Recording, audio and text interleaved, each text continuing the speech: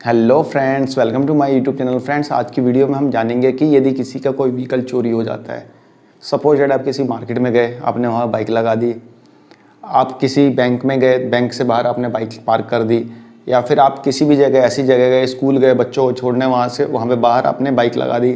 तो यदि आपकी बाइक या आपकी कार या आपका कोई भी व्हीकल कहीं चोरी हो जाता है, तो सबसे पहले हमें क्या करना चाहिए, उसका इंश्योरेंस का क्लेम कैसे मिलेगा, उसमें क्या क्या सावधानी बरतनी चाहिए, तो इन सभी बातों को हम यहाँ पे जानेंगे बहुत ही शॉर्टकट में, पॉइंट टू पॉइंट।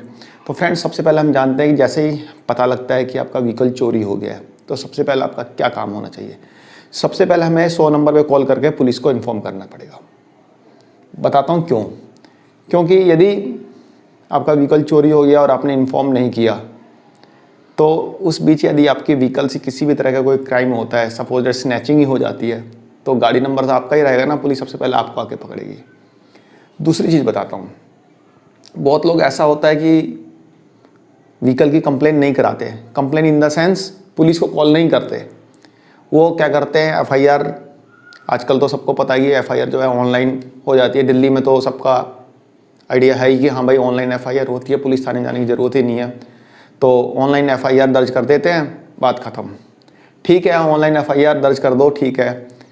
मैं अपने साथ एक प्रैक्टिकल एक्सपीरियंस बताता हूँ। मेरा क्या हुआ था, मेरी बाइक चोरी हो गई, तो मैंने क्या किया, एक दो गली में बाइक देखी, नहीं मिली मुझे, तो मैंने आके ऑनलाइन एफआईआर दर्ज कर दी और अपने घर पे बैठ गया।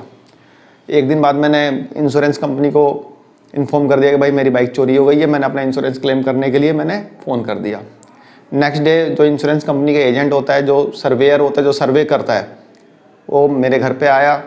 उसने सर्वे किया, उसने पूछा कि हाँ भाई आपने बाइक चोरी हो गई तो क्या आपने पुलिस को इन्फॉर्म किया। मैंने कहा भाई पुलिस को इन्फॉर्म तो नहीं किया, बट एफआईआर दर्ज कर ली, देख लो आप। एफआईआर की कॉपी मैंने निकाल के दिखा दी। वो बोलता है कि आपकी बाइक चोरी हुई, आपने चुपचाप बैठे घर में एफआईआर दर्ज कर ली, ना आपने पुलिस को कंप्लेन की ना कुछ किया।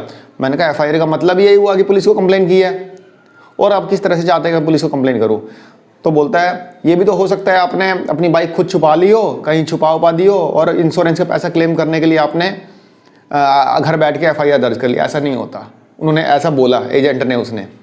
तो मैंने बोला कि भाई ऐसा थोड़े है कि एफआईआर मैंने दर्ज कर लिया, ऐसा वैसा आप प्रूफ करो, आप चलो कंप्लेन कर दो, आप कंप्लेन करो पुलिस में कि हाँ भाई इन्होंने बाइक छुपा लिया है। तो छुपा लिया तो ढूंढो, आपका काम है ढूंढना। जब आपको पैसा, आप इंश्योरेंस का, आप मेरी बाइक खो गई तभी तो मैं क्लेम कर रहा हूँ। 8 साल पुरानी बाइक थी, 8 साल तो मैंने नहीं क्लेम किया। इस टाइप से थोड़ी बहुत बहसबाजी हुई। उसने बोला नहीं सर ऐसा नहीं होता, आपको उसका पुलिस को कंप्लेन करना पड़ता है, नहीं तो हम तो ऐसे यही मानेंगे ना, आपने छुपा दिया और घर में बैठ के एफआईआर दर्ज कर ली। तो उसको 200-300 रुपये लिए उसने, ऐसा नहीं है, थोड़े बहुत पैसे लिए। उसने बोला चलो ठीक है, लेकिन आप एक काम करिएगा, जब भी मान लीजिए सपोज दैट आपने पुलिस को कॉल नहीं भी किया और आपने एफआईआर दर्ज कर ली, तो एफआईआर जैसे ही आपकी लॉन्च होती है ना, तो आपके मोबाइल पे एक एसएमएस आता है जिसमें आपको आईओ का नाम उसमें लिखा आता है। आईओ मतलब इन्वेस्टिगेटिंग अफसर। जो भी अफसर जो है, जो भी पुलिस वाला है, जो भी कांस्टेबल रहेगा, उसका नाम आपके मोबाइल पे एसएमएस के रूप में आएगा। उसका नाम और उसका मोबाइल नंबर दोनों आ जाएगा। तो फ्रेंड्स, आप काम करिएगा, जब जैसे ही वो नंबर आए तो आप एक बार थाने में जाके, पर्टिकुलर जिस थाने का वो नंबर है या जिस थाने में आपकी एफआईआर दर्ज हुई है, उसको जाके एक बार विजिट कर लीजिएगा, अपने आईओ से मिल लीजिएगा, उसको फ़ोन करके उसको बता दीजिएगा कि हाँ भाई मेरी बाइक ऐसे ऐसे चोरी हो गई।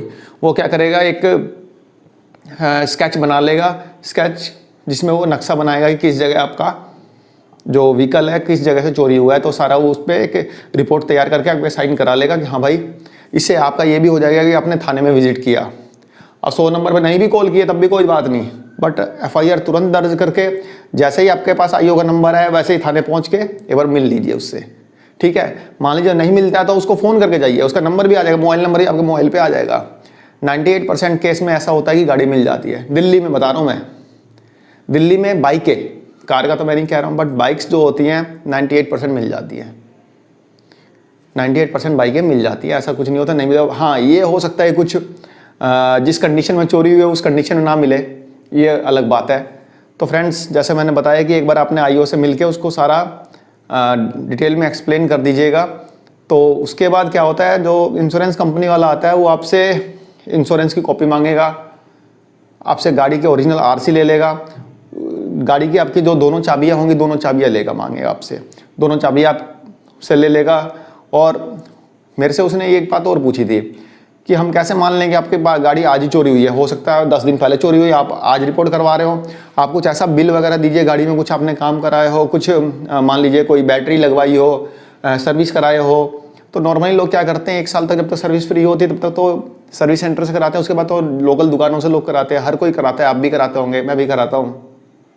तो उसने मेरे से बोला भाई सर्विस का कोई बिल दो कि हमें पता लगे कि हाँ भाई आपकी गाड़ी जो है पिछले 10-15 दिन पहले तक आपके पास थी, हो सकता है आपके 3 महीने पहले चोरी हो गई हो, या आप कहीं बेच बाच आए हों, कबाड़े में कटवा दिए हो, कुछ भी हो सकता है। उसने ऐसे बोला। मैंने बोला भाई मेरे पास तो ऐसा तो कोई बिल नहीं है, लेकिन हाँ मैंने बैटरी लगवाई थी, उसमें नई बैटरी लगवाई, तो बैटरी का मेरे पास बिल पड़ा था। नॉर्मली वो मांगते हैं, ऐसा नहीं है कि उसके बिना आपका इंश्योरेंस क्लेम नहीं होगा, क्लेम तब भी होगा, लेकिन फिर भी वो मांगते हैं। तो कोशिश करिएगा कि कुछ भी ऐसा लगवाते हैं तो आप बिल, छोटी मोटी चीज़ जो लगवाते हैं ना, आप बिल ले लिया करें। कोई टाइम का कुछ भी नहीं पता चलता। जो दिल्ली में रहता है उनको पता है कि गाड़ियाँ कितनी चोरी होती है। शायद ही कोई ऐसा बंदा बचा हो जिसके आसपास या उसके फैमिली में किसी की गाड़ी चोरी ना हुई हो। दिल्ली में चोरियाँ बहुत होती हैं, आपको पता है ये चीज़।